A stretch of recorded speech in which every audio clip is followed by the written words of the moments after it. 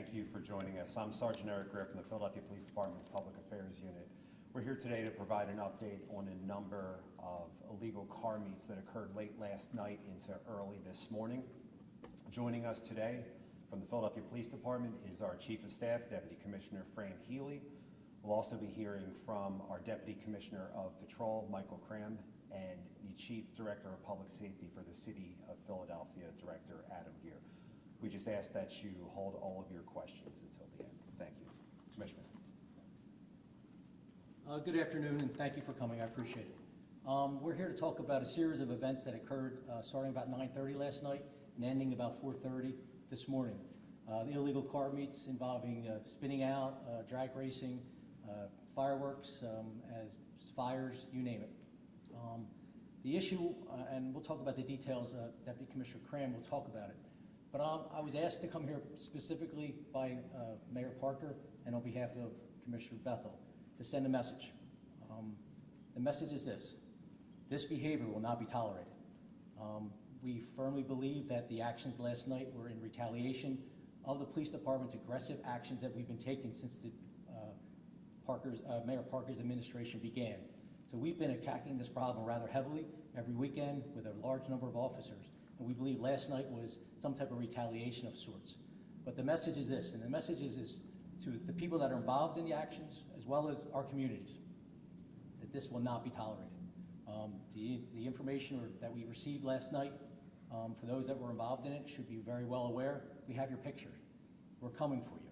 If you think you got away last night, you didn't. Okay, so when you hear that banging on the door, it will be us. We're coming with search warrants and we're coming with arrest warrants.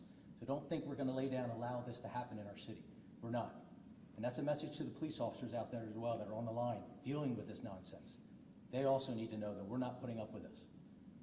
So that's the message. I just want to make sure it's very clear from the mayor that this is unacceptable in the city and we will not tolerate it. With that, I'll let Deputy Commissioner Cram talk about the specifics, and then I'm happy to answer any questions after that.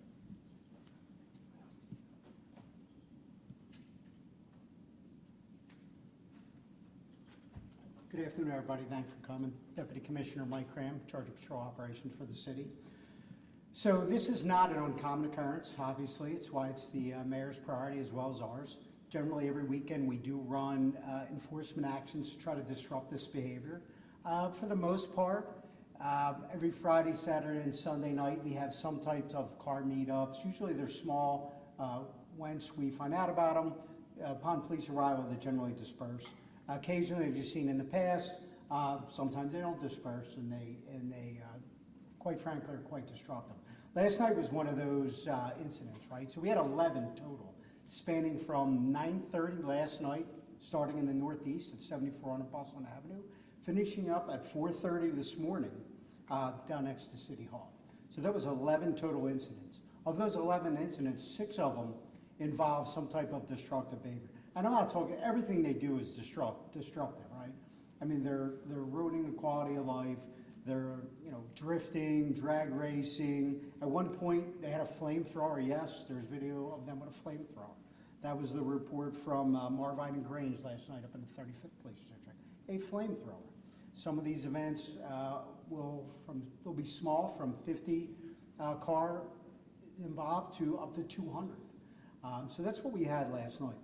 Of those 6 events, a few of them were obviously a little more violent. They actually attacked police officers, threw various things at them, shot off fireworks, ended up damaging 5 of our vehicles, including the big RV that was outside a city hall that we use as kind of a deployment base and presence out there.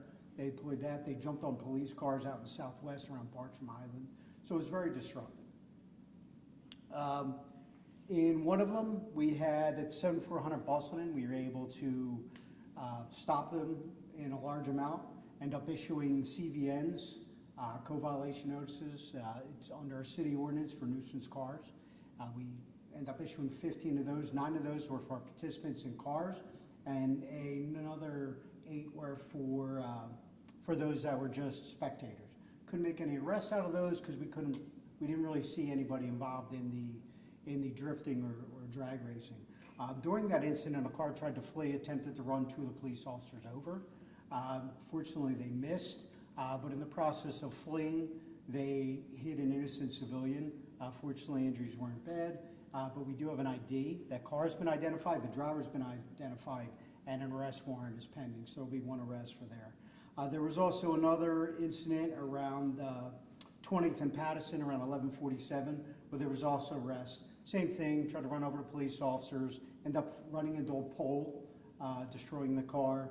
2 arrests, one was a juvenile, one from Drexel Hill, and one from Upper Darby.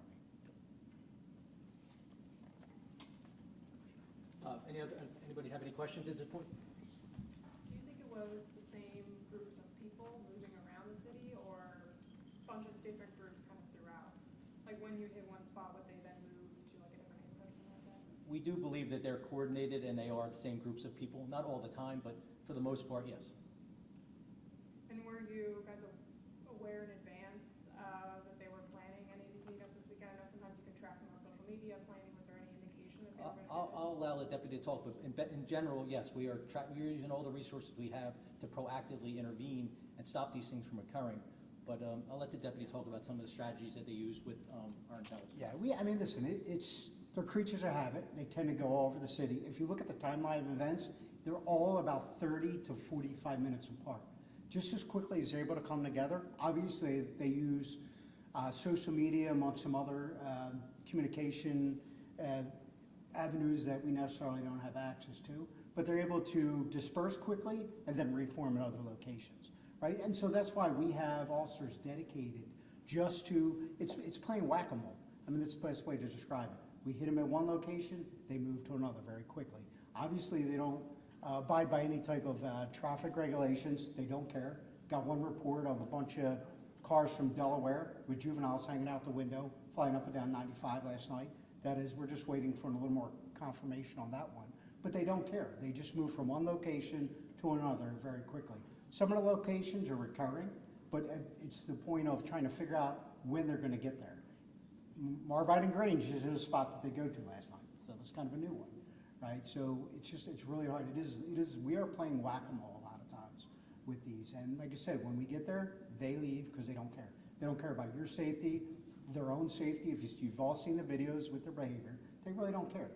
You know, it's just about how much chaos can we cause, and that's what they do.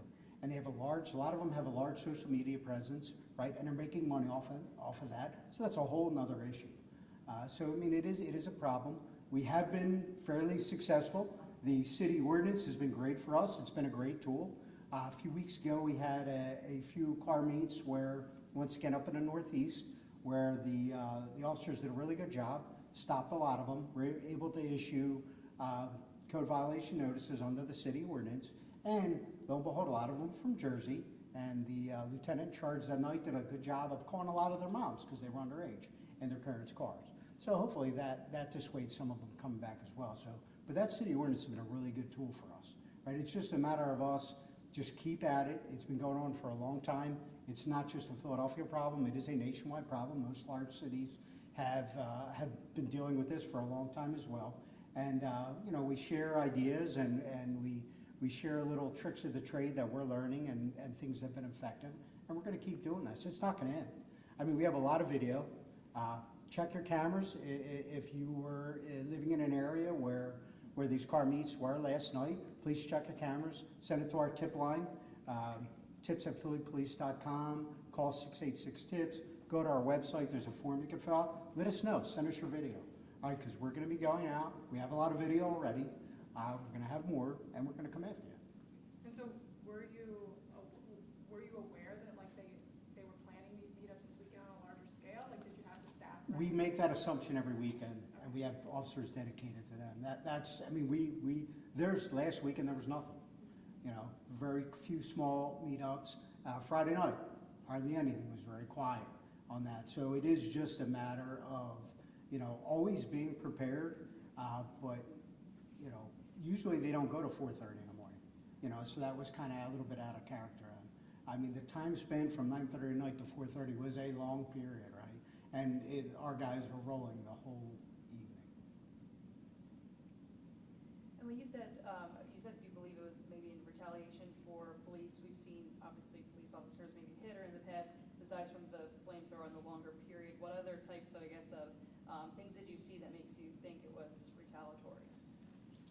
It was just the aggressiveness at some of the locations, like the incident outside of City Hall was aggressive. You know, they physically went after our officers, and they were jumping on the car. They broke the windshield. Out in Bartram, Island in Bartram, once again, they jumped on the police car and destroyed the police car. You know, denting jumped on while the officers in the car. They're jumping on the windshield. They're physically doing damage, and that's dangerous, right? You know, they're inside the car. The officer's trapped in there, so they are being physical, and they like doing it. It isn't like, you know, a spur of the moment thing. It's not the first time it's happened, but it's definitely targeted. And do you have any idea of the number of arrests that you may be making? I don't know if you have a quantity. We're early on in the investigation. Think about this. We've been going all night. So the last incident was about 4:30. By the time they cleaned up from that one, it was around 5 in the morning. So, you know, it takes time to pull video, go through our body cameras out there, because all the officers had the body cameras on. So there's there's a big investigative piece to this as well.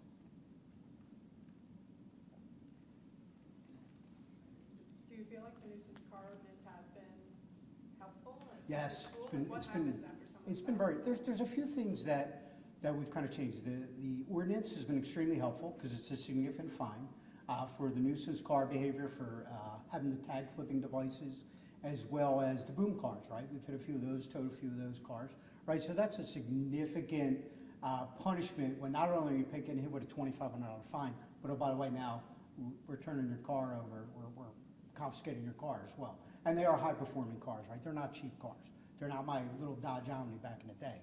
They are high-performance vehicles, right? So it comes at a significant cost to the individual. We've also been really successful in coordination with the DA's office for identifying cars that have fled, identifying the driver and the car, and then charging them with eluding and reckless endangerment. So that's been another little wrinkle we've thrown in there on the enforcement piece too, and it's been very successful. We've done that with the car meets, and we've also done it with the dirt bike ATV enforcement as well, right? Because when we're stopping these guys and they're like, oh, we're getting locked up? Yeah, man, you're getting locked up now, right? So as Deputy Healy said, a lot of video out there. So to our fellow citizens, if you got video, please send it to us. Get it to us any way you can, and we're going to continue to do this investigation, and we're going to come get you. Any more questions?